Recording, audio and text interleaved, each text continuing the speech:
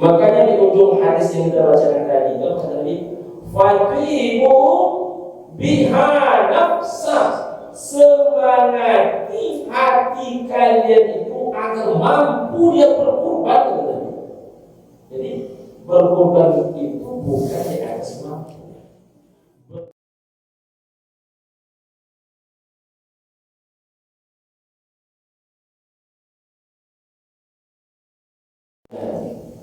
Nah, orang yang tidak berkorban, padahal dia termasuk orang sanggup berkorban, ancaman Nabi, jangan kalian dekati kata Nabi tempat sholat kami.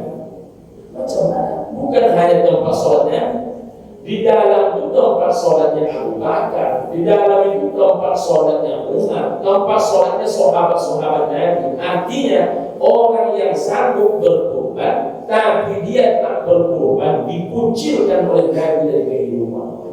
Itu tidak pasti. Apa yang terjadi kemudian? Ditengoklah oleh Ja'far kandang kambingnya. Rupanya habis Dimasyq.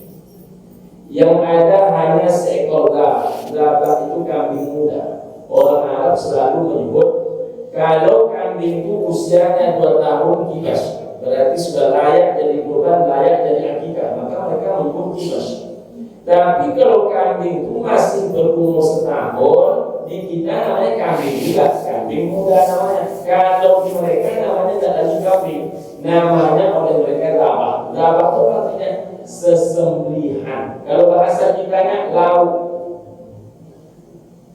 namanya apa? Lauk. Dibukanya tudung, kalau bahasa kita itu Pak, dibukanya tudung, tak ada lauk, dicopotnya lah kambing berumur setahun disembelihnya. Makanya kambing berumur setahun itu di zaman dulu itu yang makan hanya 6 orang. Beda dengan kita 2 RT masih bisa tambahkan kuah banyak-banyak, tambahkan tentang sikit ataupun tambahkan berempung gak sih. Ibu dan bapak yang berbahagia, kambing berumur setahun ini belum cukup syarat untuk berkurban. Kambing berumur setahun itulah yang dibawa oleh Ja'far di perumahan. Coba bayangkan takutnya. Apa kata dia kepada Nabi? Ya Rasul, di rumahku hanya ada seekor kambing ini. Kalau kambing ini aku kurbankan ya Rasul, habislah seluruh harta. Berarti dia tak punya harta yang lain. Tapi kalau kambing ini tak aku kurbankan, aku ini cemas. Cemas kenapa? Jangan-jangan aku termasuk umatmu yang tidak boleh mendekati tempat sholat. Oh, itu cemas. Mendengar itu apa kata Nabi? Sembelihlah kambingmu itu, jadikanlah kambingmu itu sebagai kurban.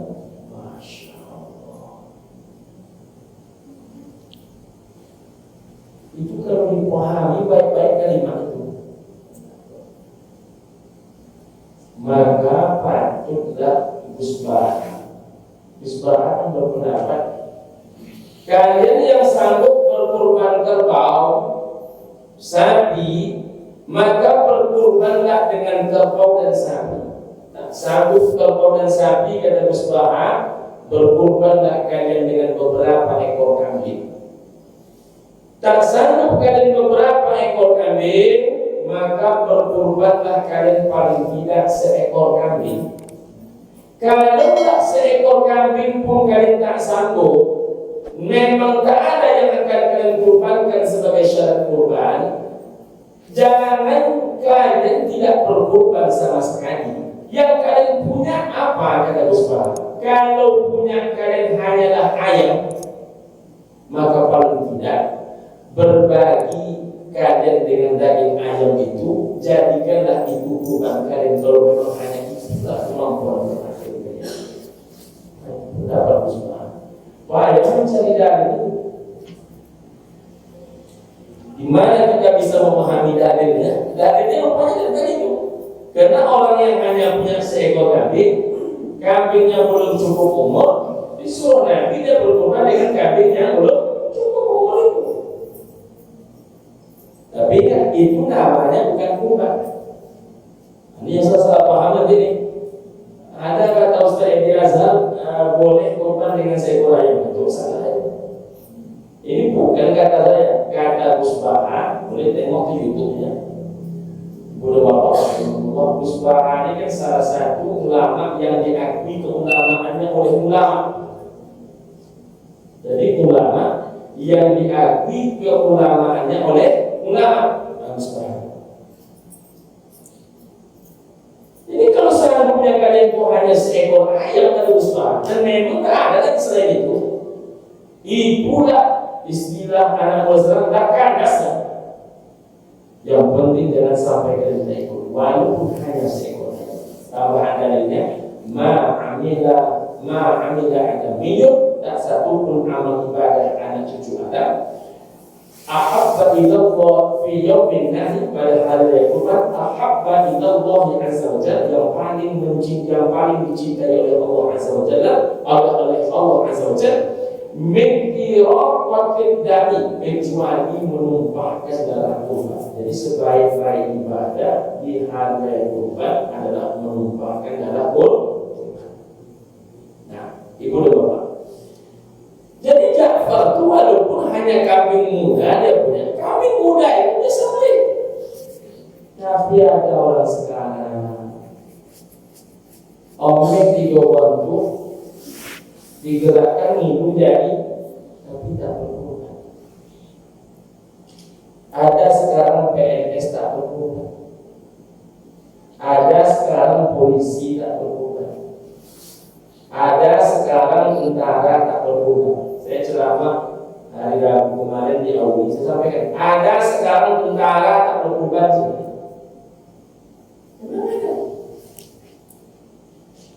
Dulu Pak, jangankan tentara, jangankan polisi, emak-emak kita yang jual pucuk ubi jualnya kok. Ditambahnya lah dengan rebung. Yang punya batang rebung itu siapa-siapa kan? Pokoknya di pojok kampung itu ada batang-batang bambu. Siapapun boleh mengambil. Siapa yang dulu aja mengambil. Karena kadang-kadang dia tumbuh sendiri aja. Ada yang ambil oleh mantu rebung agak 2 buah itu. Ditambah dia dengan jantung pisang. Jantung pisang dia satu, jantung pisang orang 2 minta izin yang ambil. Dia ambil jantung pisang, ambil jantung pisang total. Ambil dia ambilnya jantung pisang. 3 jantung pisang sekaligus. Ditambah adalah dengan daun pisang. Dibakar pula dahulu sebelum menjual. Kadang sampai jam 2 laku, kadang tak laku. Tak laku tak bisa simpan besok. Karena waktu itu tak ada kulkas. Lewat jam 2 jadi sampah lah kalian. Tapi tiap tahun emak-emak zaman dulu berubah.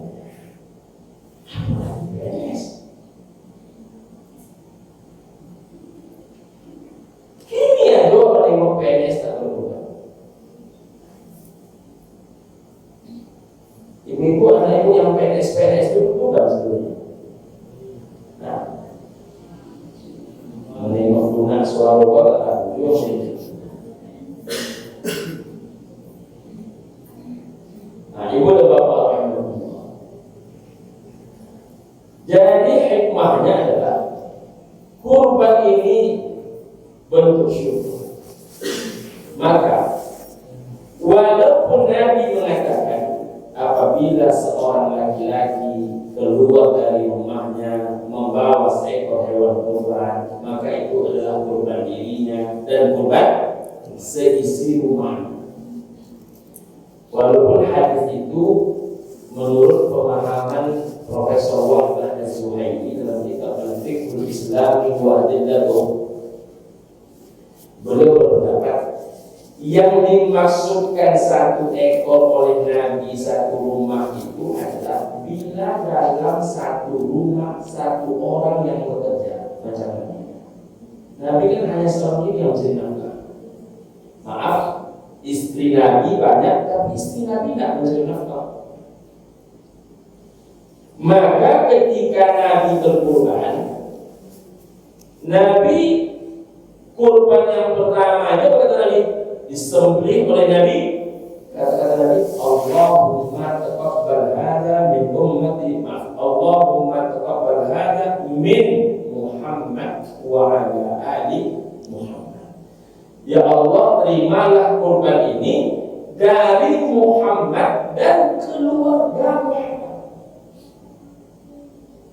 Maka tidak ada kurban untuk atas nama istri ini, istri itu, atas istri ini, anak ini, anak itu. Ada mencari nafkah seorang itu. Nah, tapi menurut pendapat Profesor Wahbah Azwaini, itu hanya berlaku bila yang mencari nafkah itu seorang ini. Maka jadilah hukum kurban satu rumah, satu kakak, satu kurban menjadi sunnah kifayah. Kita kan mengenal istilah fardu kifayah, maka ada pula yang namanya sunnah kifayah. Satu yang berkurban selesai semua. Tapi bila di dalam rumah itu suaminya mencari nafkah, istrinya mencari nafkah, anaknya 5, 3-nya sudah menghasilkan nafkah, 2 PNS, 1 pengusaha sukses, maka berarti masing-masing orang berlima itu hukum berkurbannya namanya adalah sunnah ainiyah. Sunnah ainiyah itu artinya sunnah tapi tanggung jawabnya pribadi. Ini batu dua sinoma, batu dua batu sobo yang berbenci.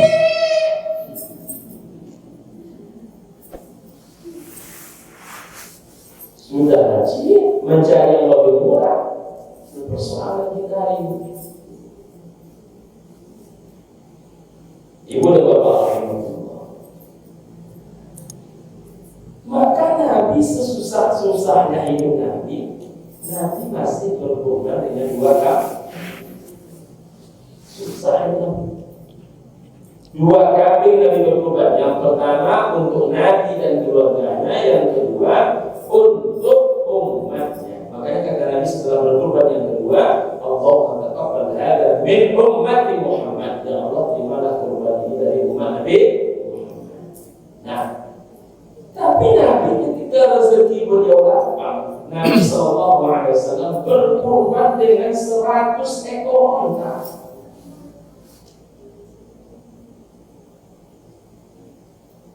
Saya tadi sebelum kesini nonton di YouTube kurbannya Irfan Hakim. Nonton saya Irfan Hakim. Saya rindu macam, tapi nggak apa mudah-mudahan. Kalau lebih dari 1 kambing, alhamdulillah sudah. Tapi macam-macam Irfan Hakim itu. Irfan Hakim itu sapi kurbannya lebih tinggi daripada dia. Banyak tinggi sapi kurban itu dibandingkan Irfan Hakim itu oleh ulama. Besarnya sapi kurban Irfan Hakim. Semenjak usia masih 1 tahun lebih dibelinya, dicicipnya, dilawatnya, bersih, sehat, gemuk, hingga dah kayak mohon maaf binatang peliharaan, menangis dulu sudah sedih itu. Lebih tinggi saat itu dibandingkan. Kalau tengok di Pekanbaru kan banyak pegangan sapi kalau ada modeng, kan? Kadang setelah kopek saya pula rumah langsung kan. Nah itu yang terjadi pada Bapak. Mudah-mudahan Allah berikanlah kita 2 hal. Pertama rezeki, yang kedua Allah rezekikan ke hati kita, hati yang kuat memberi. Karena banyak orang kaya Pak, tapi dia tak tertarik memberi. Di Indonesia ini Pak Haji payah membedakan mana orang kaya dan tak kaya dalam berkurban. Orang kaya sampai banyak kurbannya 7 juta. Nenek-nenek payah dapat piti, kalau tiap anak apa piti, kalau tak tiap anak apa piti. Aku tadi berita lagi. Ada beda apa?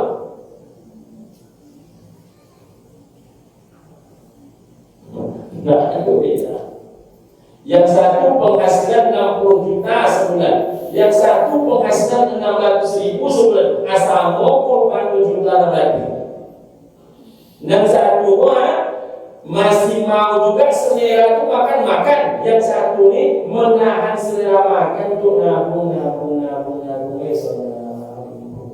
duit sedikit. Akhirnya berkurang juga. Dan banyak orang tidak berkurang banyak juga. Kalau untungnya itu ya Allah Fadi emasnya sudah dilepas dan lebih berkurang.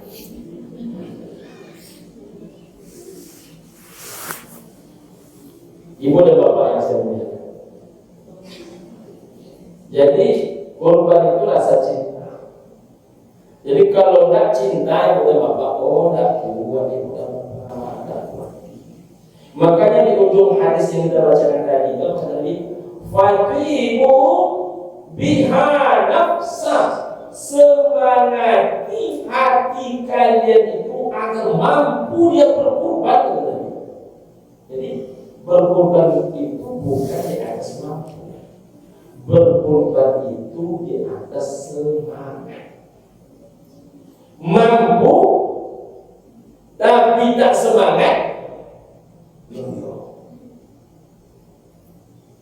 Semangat tapi tak mampu. Selagi ada mampu, maka insya Allah banyak jalan melihat mampu. Makanya kata orang tua dulu, di mana ada kemauan, harus juga ada jalan. Saya habis khutbah di Asofan, lama kan jadi.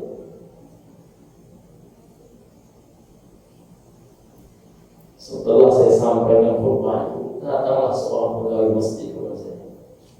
Namanya Heri, dari mana-mana Heri sekarang. Bapak, Heri punya duit 1 juta. Tapi Heri tak punya HP, Pak. Mana yang Heri duluan, Pak? Heri beli HP atau berkorban, Pak? Itu korban masih, kalau saya salah 1.800.000. Apa yang saya bilang?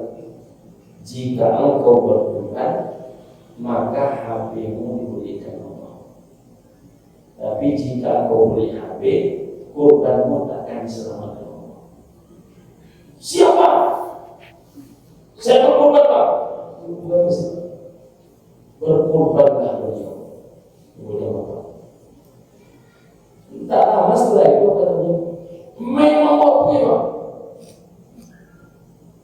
Korban sampai HP pun rupanya kalau akhirah dibayar, maka dunia melayani. Tapi kalau dunia dikejar, dunia belum pasti dapat, akhirah pasti lepas. Makanya orang-orang dulu itu bukan mau mereka luar biasa. Amal itu yang mesti kita hidup-hidupkan. Maka itu Bapak sekali lagi, fatibu biha nafsa, semangati hati kalian kepada Nabi untuk berkorban. 2. Kurban itu ibu dan bapak rahimahumullah, ayah bunda saudara sekalian yang saya hormati. Kurban itu selain bentuk cinta, kurban itu adalah penghilang segala sifat kebinatangan dan keserakahan. Sifat manusia ini kepada Bapak ada 2 yang saling bunuh-membunuh. Makanya manusia disebut al-hewanun natiq, hewan yang berpikir.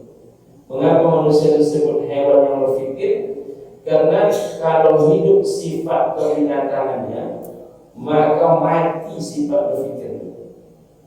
Kalau hidup sifat berpikirnya, maka hilang sifat kebinatangannya. Tadi malam saya menonton di TV, ada ibu-ibu di salah satu daerah kita, saya tidak sebutkan nama kampungnya, dari Sumatera Barat, itu menyiram anak gadis kecilnya dengan air panas. Itu apa yang hidup itu? Sifat kebinatangan. Kemudian masih Sumatera Barat juga, seorang anak laki-laki membakar rumah ibu kandungnya. Saya tidak sebutkan nama kampungnya, ibu dan bapak rahimahullah. Dibakarnya rumah ibunya. Apa yang hidup itu? Sifat kebinatangan. Nah, jadi kalau hidup sifat kebinatangan, maka hilanglah berpikir. Tapi kalau hidup berpikir, hilanglah sifat kebinatangan.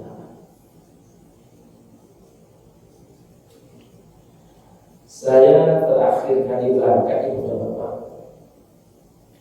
bertemu saya dengan seorang bapak-bapak dari Malaysia. Bapak ini tidak bisa menggerakkan tubuhnya, jadi dia full berada di kursi roda. Tapi hebatnya, dia tidak satu pun orang yang mendorongnya. Betul, kebetulan kami sama dan di pesawat sama. Naik pesawat, turun pesawat, sampai kebetulan hotel beliau itu lebih jauh dibandingkan hotel saya. Jadi kalau dia ke masjid, ibu dan bapak, nampaklah beliau itu penuh semangat. Jadi kalau nampak oleh dia orang Malaysia, orang Indonesia, suka menyapa Assalamualaikum, Assalamualaikum, Assalamualkum. Jadi ketika nampak saya, Bang, Assalamualaikum, Ustaz, Waalaikumsalam, saya lanjut dia. Lanjut. Jadi banyak orang terbatas. Tapi kemudian ibu dan bapak rahimahullah, jiwanya sangat hidup. Jadi kalau berpikir manusia itu, maka hilang segala sifat-sifat buruk, termasuklah sifat kebinatangan itu, keserakahan, ketamaan, kerakusan. Yang penting awak dapat walaupun bulan dapat. Yang penting awak meraih walaupun orang tak dapat.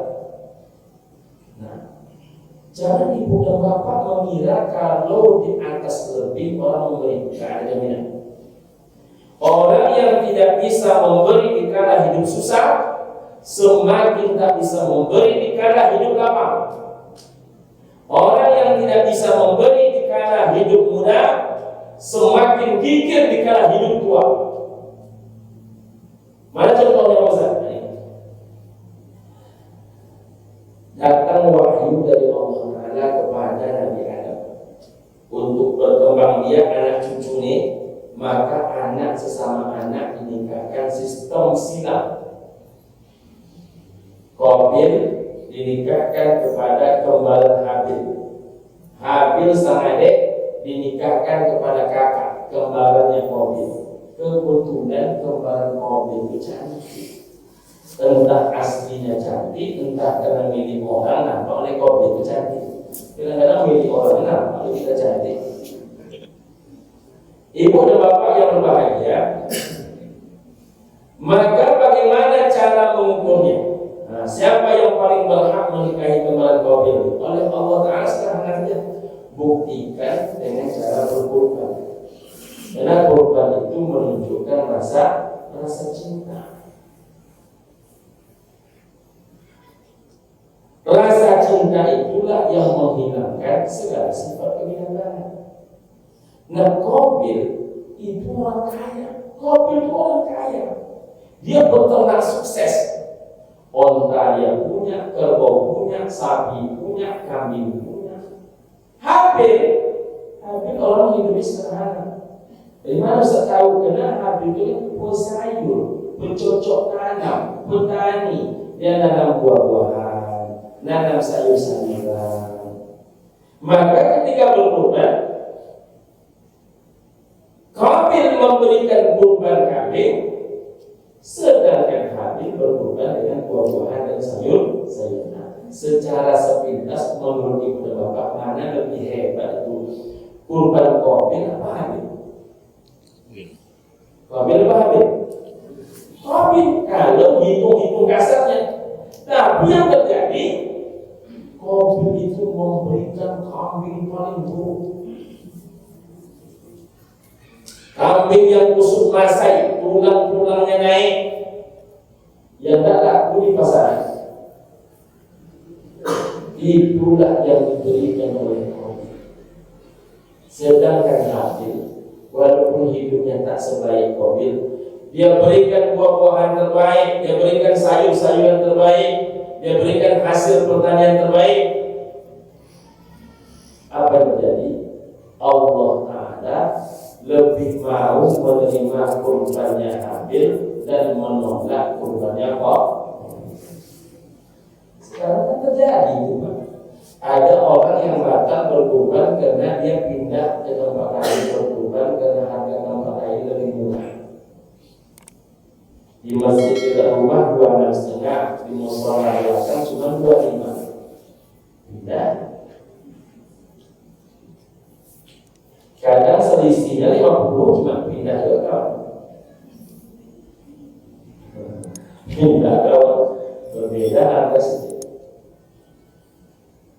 Jadi bisa pula kalah kurban orang yang lebih mahal oleh kurban yang masih sedikit. Sudah pernah kita kaji dulu kan, bahwasanya kata Nabi SAW, bisa saja sedekah 1 dirham itu mengalahkan sedekah 100.000 dirham. Kok bisa ya Rasul? Orang yang bersedekah dengan 1 dirham itu kata Nabi, dirhaman dia punyanya cuma 2 dirham, 1 dirham dia makan, 1 dirham dia sedekahkan, berarti dia punya sedekah setengah hartanya. Sedangkan orang yang bersedekah 100.000 dirham, malun kasirun, harta dia berlimpah banyak, di mana-mana ada, tapi dia ambil cuma 100.000 dirham, ujungnya pun tak rusak. Jadi bisa saja sedekah yang sedikit itu mengalahkan sedekah yang banyak. Ibu dan bapak yang berbahagia. Nah, jadi bisa saja pahala kalau macam tadi terjadi. Yang punya sawit 30 hektar $2.600.000. Nenek-nenek yang dapat dari anak tadi $2.600.000. Bisa saja di mata Allah lebih berharga kurban si nenek.